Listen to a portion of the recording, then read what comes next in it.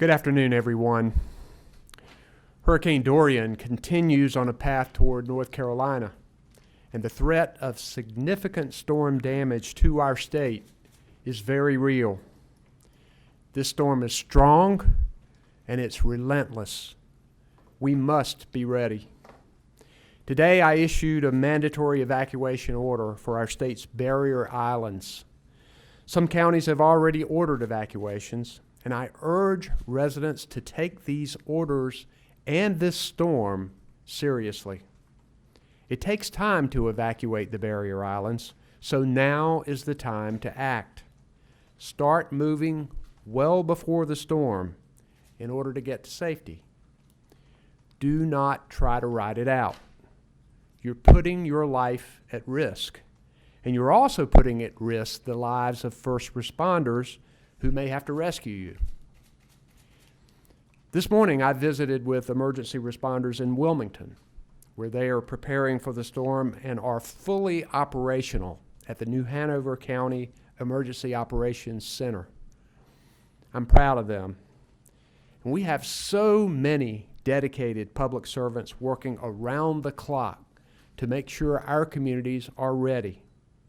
And that is happening all across our state today, including right here at the state EOC. You can help make their jobs easier by following evacuation orders and getting out of harm's way. As more local governments order evacuations, shelters are opening to give evacuees a safe place to go. We're opening large shelters for evacuees across the state, including one in Durham, beginning at 6 p.m. tonight. A shelter for people with specialized medical needs will open in Clayton tomorrow. I've requested a federal disaster declaration for North Carolina ahead of the storm. We are waiting for it to be granted, but when it is, that will make federal response and recovery aid available to our state. I've also activated more than 300 North Carolina National Guard soldiers to help with storm response. Water rescue teams are also deploying today to staging areas closer to our coast. The North Carolina Highway Patrol and the Department of Transportation are working to help keep roads open for people who are evacuating. There is still time for you to get prepared, but do not wait.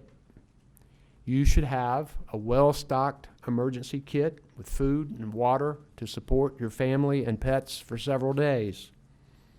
Even if you aren't in an evacuation area right now, have an evacuation plan. Make arrangements to stay with family or friends in a safe place, and if you can't do that, make sure you know where public shelters are. Make sure you also have a way to stay informed and receive severe weather alerts as well as information from local officials. And you can always visit readync.org for helpful checklists to help you get all of these things done. I have with me today Emergency Management Director Mike Sprayberry, Secretary Eric Hooks of the North Carolina Department of Transportation, Katie Webster, our meteorologist, General Todd Hunt from the North Carolina National Guard, Colonel Glenn McNeil, the commander of the North Carolina Highway Patrol, Libby Turner, who is our FEMA representative, and also Lee Williamson, who is our sign language interpreter today. And I'm going to have Mike Sprayberry, our Emergency Management Director, and Secretary Jim Trogdon from the Department of Transportation to brief us in both of these areas, and then we will take questions. Mike? Thank you, Governor. Good afternoon. State Emergency Operations Center remains activated at level 1, which means we have our entire state emergency response team here with us. That includes all the state agencies, federal partners, volunteer agencies, as well as our private sector partners. We're still tracking Hurricane Dorian very closely with our county partners and remain in close contact with the National Hurricane Center. And we know that rain, storm surge, and winds will all be a significant threat for this event, particularly east of I-95, with the greatest hazards being along our coastline. The greatest impacts will be felt Thursday and Friday, but we can feel the impacts as early as tomorrow. We urge everybody to complete your storm preparations by tomorrow.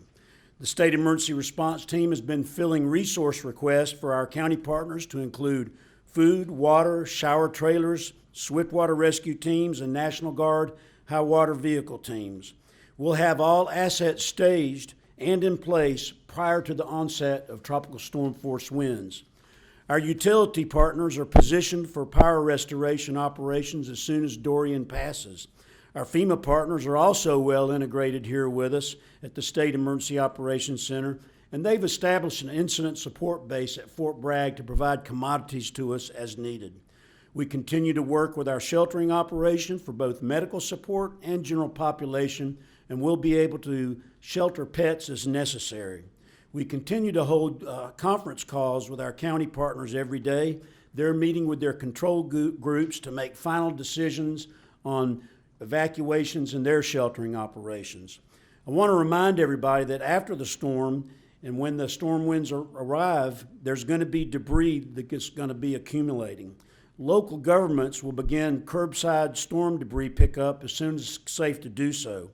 After the storm, look on your county or city website or social media channels for debris pickup information and follow that guidance.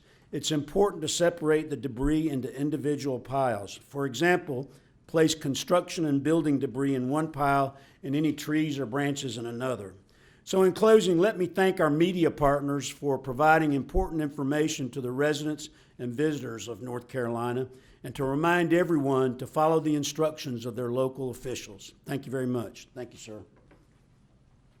I'll now recognize Secretary Jim Trogdon of the North Carolina Department of Transportation. Jim? Thank you, Governor. NCDOT continues to prepare our employees' equipment and continue to assess our inventories. We have 1,000 chainsaws ready to go, 1,700 pieces of equipment, over 3,000 barricades, 1,600 road closed signs, and 2,700 high water signs available to use where needed. Our evacuation routes have been operating today at or better than the posted speed limits, and we believe we'll continue to be able to support the evacuation needs moving forward. As of this morning, our ferry division was supporting evacuation of Ocracoke of visitors, and tomorrow we'll shift over to residents. As of 3 o'clock today, we moved over 900 personnel and 496 vehicles off of Ocracoke Island, and we know those numbers will continue to grow. All ferries are running today on regular schedules. Ferry runs from Ocracoke to Cedar Island, Hatteras, and Swan Quarter will end early Wednesday afternoon based on forecasted conditions. The ports of Wilmington and Moorhead operated today as normal and will continue to operate supporting commercial traffic until noon on Wednesday and will fully close at 1 p.m. on Wednesday. Our aviation division prepared crews to deploy drones in support of damage assessments as needed across our state after Hurricane Dorian passes. Some of our DMV offices in coastal areas will be closed Wednesday. Those locations will be posted on the DMV website. Our DMV license and theft will be supporting law enforcement in and around all of the affected areas of the storm. The Piedmont and Carolinian trains are operating on normal schedules today between Raleigh and Charlotte. The auto train southbound Palmetto, the Silver Meteor, and the Silver Star are not operating today through North Carolina. So if you have any questions on train operations, please go to the Amtrak website. Please stay aware of all public advisories on Hurricane Dorian. They can change rapidly, and please go to drivenc.gov before you travel. Thank you. We'll now entertain questions for me or anyone on the podium. Sir. Governor, it's probably for Mike. How about grab the mic there, Gary? Oh, I'm sorry. Thank you. Gary Robertson, Associated Press. It's probably for Mike. Do you have any estimate of how many people are actually being ordered off the barrier islands? I mean, is there a number? And could you again describe what mandatory evacuations mean? So, I mean, I can't, You know, I can go look at a census tract and give you an idea based on looking at each barrier island, but it's all the way from the South Carolina border all the way up to Currituck. We're looking at having all those barrier islands evacuated. I can't give you a number, but what that means is the governor, as well as most of the jurisdictions there, they're, you know, given an order for folks to move off those islands beginning tomorrow. And so I think that's for safety's sake, and you know, they need to heed what the local officials are telling them, and they need to heed what the executive order says by the governor, because we can see by the forecast track of the storm, there's going to be hurricane force winds that are going to be blowing over the barrier islands. It's not a good idea to remain in place. Thank you. I know, Gary, in Hurricane Florence, we had hundreds of thousands of people who were evacuating back to the west, and we may see mandatory evacuations of entire counties, not just barrier islands. Generally, we've left that as a local decision, but last time with Hurricane Florence, I issued an order evacuating some of the barrier islands because they just didn't do it, and I think that that's probably a good practice, particularly when you've got a hurricane of this strength bearing down on us. Can you get her a mic?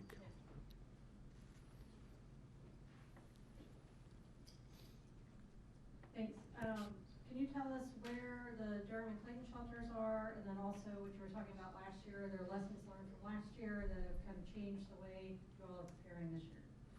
First, the Durham shelter is located at Northgate Mall at the old Sears building, and I think that we have the potential of another shelter there if necessary at an old Macy's building. Where's the Clayton one? I don't know the exact address. We'll get that for you, but if there's a specialized medical center that's opening in Clayton, we try to, you know, a lot of people in these storms, when they're evacuated, they have everyday needs with their physical condition, whether it's dialysis or whether it's chemotherapy or anything that they're supposed to be having. And so we wanted to make sure we had a place where those people could come who are getting that kind of treatment. I think one thing we did learn from Florence is, particularly when you had such mass evacuations from the coast, that we did need large mega shelters in the middle of the state, because most of the local shelters were overflowing. There just wasn't enough room for them. For example, in New Hanover today, they said they had 2 local shelters that were open, but they were interested in what we were doing because they knew they may need to send some people that way. And we'll see the severity of the storm, and we'll see how many people we're talking about, but I think we have a much better idea about establishing these mega shelters. We've even talked to the Friday Center again. There's potential that we could do that like we did last time. So I think we have a lot of willing partners out there, people who are willing to help us and are ready to shelter people if necessary. Over here, Ed. Oh, great, sure. That's okay. So some of our crews are down at the coast, and they've spoken with the mayor of Wrightsville Beach, and the mayor is telling us that he was not consulted about apparently a mandatory evacuation order that's going into effect at 8 a.m.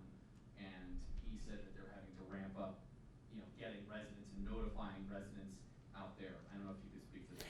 We talked to local officials in New Hanover County this morning, and in fact, we were going to do it earlier than 8 a.m. tomorrow morning because I was concerned about the amount of time that it takes to evacuate these barrier islands. But we agreed upon an 8 a.m. mandatory evacuation in the morning. Some barrier islands are evacuating a little earlier than that. Mike, if you have anything specific that you'd want to add to that. But I don't know if anyone has spoken directly to the mayor of Wrightsville Beach, but we operate in communicating directly with county officials, and that they were consulted this morning. The New Hanover County officials were consulted this morning. Yes, Laura. This may be, sorry, Laura Leslie, WRAL, this may be a question for Secretary Trogdon. So, like last month, I guess it was, we heard about some cash crunch issues at the DOT, and at the time, we talked to the chief operating officer who said that another big storm would seriously strap the budget. So we're wondering, is the budget crunch at DOT going to affect the response? And, you know, are you able to sort of is there a way to suspend the requirements for the cash on hand for an emergency situation, or how does that work? We will find a way to make sure that emergency operations are covered. The way it works is that the state has to advance money, and eventually the feds reimburse in their percentage, mostly 75%. But I'll let Secretary Trogdon address that if he would. Yeah, so great question, Lauren. Thank you. First is this has got to be our number one priority. I think the safety of our citizens, the supporting our economy, so response and recovery is going to be our number one priority no matter what, so it will not affect how we respond. And the governor was exactly correct. What we'll do is once we see the magnitude of the damage, we'll come up with estimates. We've already been working with our federal partners on faster reimbursement, got some things that are moving very well from the Federal Highway and US DOT. We're working lots of strategies internally, both for disaster response and then our normal TIP delivery, operations and maintenance side. So this is the number one priority. We'll deal with what Dorian brings us, and we'll develop the strategy to make sure it does not impact the economy of North Carolina.